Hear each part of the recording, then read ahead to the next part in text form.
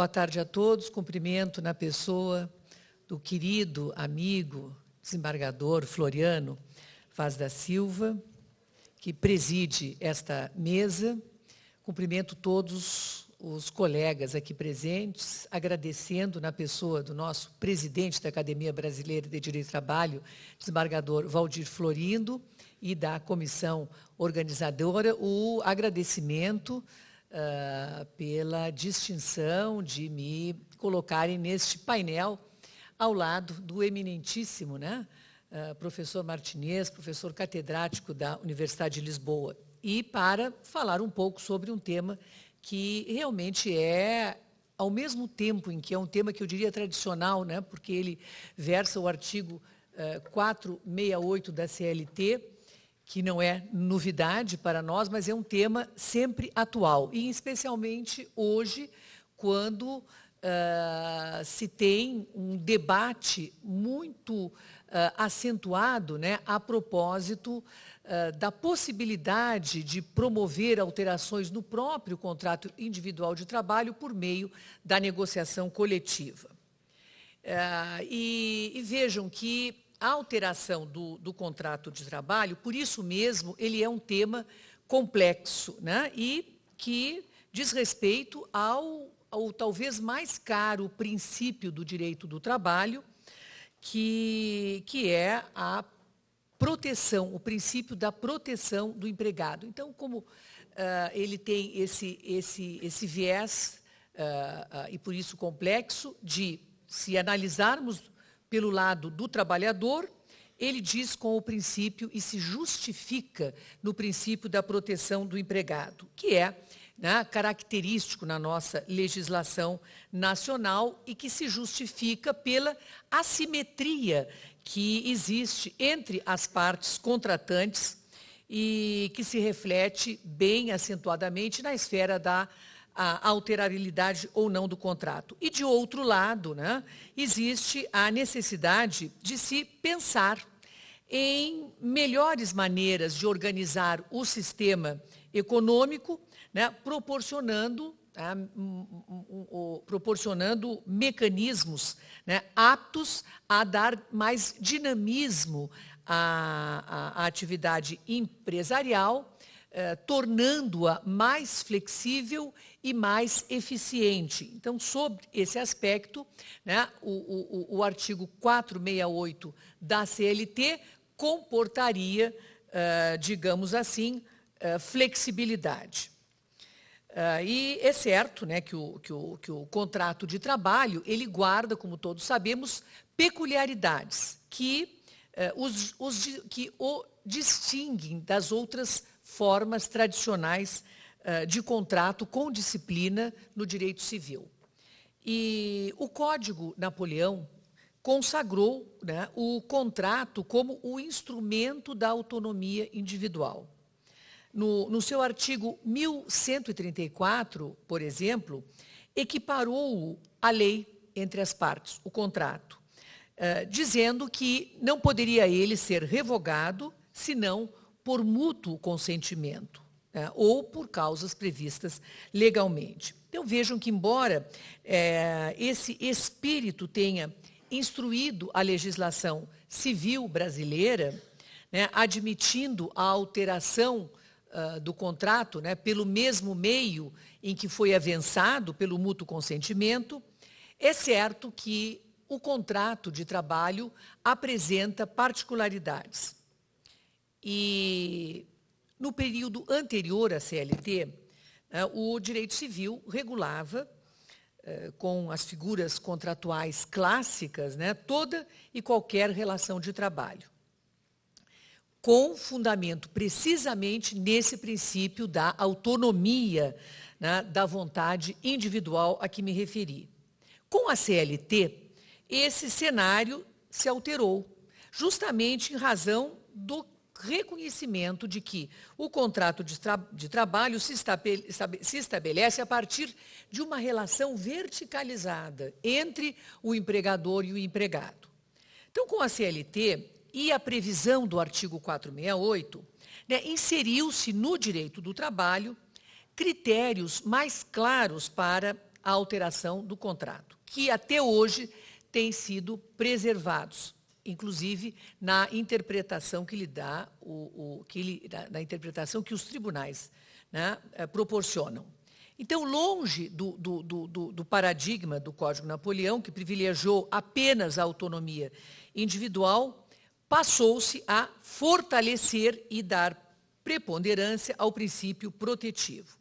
Então, apesar de o dispositivo consignar a possibilidade da bilateralidade na alteração, né, afirmando, né, o princípio geral da inalterabilidade unilateral e da alterabilidade bilateral, desde que não ocasione prejuízo, né? O princípio, portanto, da autonomia da vontade não é pleno. Ele sofre esta forte restrição, que é a ausência do prejuízo, portanto, ainda que bilateral e ainda que convencionado pelas partes por mútuo consentimento. Este princípio, ele se fundamenta justamente na proteção do trabalhador. Então, essas limitações que o artigo 468 da CLT alude, certamente elas, é importante fazer esse registro, não estão comprometidas quando o jus variandi é exercitado. Não alude, portanto, à restrição que acabei de referir, geral, ela não é exercida naquele âmbito em que o jus variandi se exerce. Portanto, pode o empregador, mesmo à luz da disciplina interpretada rigidamente, da disciplina posta no artigo 468, na sua interpretação mais rigorosa, é certo que o jus variandi, com fundamento já no artigo 444 da CLT, este não sofre tal limitação. E ele diz com o modo e as circunstâncias da prestação dos serviços que o empregador pode, em relação às quais o empregador pode promover alterações. Assim, por exemplo, trata-se de exercício do jus variandi e não de alteração do contrato, o empregador, em relação ao empregado que apresente alguma deficiência física ou mental, que ele o realoque em outra atividade, que ele promova, não é, uma readequação nas condições do trabalho daquele empregado. Também não constitui alteração do contrato transferir o empregado do turno noturno para o diurno. Também, se ele inicialmente foi contratado nessas condições. Também constitui exercício do jus variandi transferir o empregado, no caso de extinção do estabelecimento, para outra localidade, ou mesmo revertê-lo ao cargo efetivo anteriormente ocupado antes de que o empregado ocupe determinado cargo ou função de confiança. E estes mecanismos, né, que o empregador atua nesta área em que ele tem liberdade para atuar, sem dúvida, não incide o artigo 468 da CLT. E a própria dinâmica que é necessária, né, ao bom exercício da rotina empresarial, né, justifica este exercício do jus variandi. Mas é certo que, vigente o artigo 468 da CLT, fora da esfera do exercício do jus variandi, pouco se pode pensar em termos de flexibilização, e a jurisprudência vem sendo rigorosa no sentido de não autorizar ou não legitimar estas alterações no contrato de trabalho. E isto porque tem em mente um princípio que seria de estabilização da relação e das próprias modificações que, introduzidas, também se incorporam e estas já não poderão ser modificadas. Por isso que as modificações bilaterais benéficas também se incorporam e estas já não poderão, no futuro, também ser objeto de alteração, exceto nas condições em que nós já vimos. E daí surgem algumas das consequências desta aplicação com rigor, né, do dispositivo, uma das consequências que eu diria nefastas para o próprio trabalhador. Por quê? Porque incentiva o empregador a adotar postura mais cautelosa ou bastante cautelosa na concessão de vantagens em momentos favoráveis à economia, né, ou em momentos de prosperidade econômica. Por quê? Porque uma vez concedido o benefício, não poderá mais ser suprimido. Assim, por exemplo, à luz da jurisprudência do TST, um empregador que conceda um plano de saúde aos empregados, ele não poderá mais rever o benefício. Se a empresa passar por dificuldades financeiras, não poderá invocar esta dificuldade para justificar ou a suspensão ou o cancelamento daquele benefício. De forma que, o que me parece, e a súmula 51, todos conhecem, no inciso 1, é expressa no sentido de que alterações que se promovam, eventualmente, no contrato, só produzirão efeitos em relação aos empregados, ou alterações genéricas no regulamento da empresa, só produzirão efeitos em relação àqueles admitidos após a alteração. O que é uma reafirmação do princípio inscrito no artigo 468 da CLT. Eu aqui identifiquei até um caso, um acórdão da segunda turma, no RR 77.600, relativamente recente, onde se tem bem identificada a aplicação desse princípio. Neste processo, entendeu-se que uma cláusula contratual que autoriza o reajuste mensal ou a alteração, né, dos pontos fixados para o atingimento de metas pelo empregador, com base nas oscilações do mercado, viola o artigo 468 da CLT. Então, este caso é muito interessante. O Tribunal Regional do Trabalho da 4ª Região, do Rio Grande do Sul, entendeu pela validade dessa cláusula individual, constante dos contratos individuais de trabalho, onde se estabelecia que as metas estabelecidas poderiam, os pontos, né, consignados, previstos para o atingimento das metas, poderiam ser reavaliados e reajustados pelo empregador, com a condição de que houvesse efetivamente uma oscilação no mercado. E assim vinha sendo praticada. E foi afirmada a validade da cláusula no âmbito do TRT. O TST deu provimento ao recurso de revista do empregado e afirmou que o empregador, ainda que prevista no contrato a cláusula permissiva desta modalidade de contratação, que ele não pode avaliar metas conforme a realidade econômica, ajustando a eficácia, né, e a eficiência da força de trabalho, não é, a essas modalidades, porque com isso estaria violado o artigo 468 da CLT.